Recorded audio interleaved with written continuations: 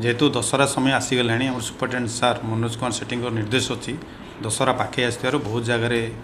किसी डुप्लिकेट कि अपमिश्रित मद बिक्री होवार संभावना थी आम से मोर नीलगिरी एवं खैरा टीम को सहयोग में बड़ पोखरी निकट में आम पेट्रोलिंग करता समय गोटे गाड़ी देखी आम सन्देह है गाड़ी को तलाश करूँ से 200 लिटर स्पिरिट ता सहित 200 पीस नकली विदेशी मद ता सहित 120 बोतल एमटी बोतल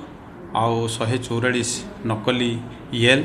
ता सहित आमर कर्क 130टा ठिपी 120 पीस जबत होती सहित गोटे टाटा इंडिको ईसीएस कार जबत होती जड़े व्यक्ति को अरेस्ट कराई मनोज कुमार बेहरा बड़पोखर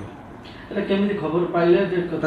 गिरफ कले आमर बड़पोखरी छकु गिरफ कलु आम विशेष सूत्र खबर पाऊल जेहेतु पूजा समय आसीगला दशहरा से किसी नकली आम पाखे किसी इनफर्मेशन थिला से आम से अनुसार सजग अच्छु टीम सहित आम सब रेडी करने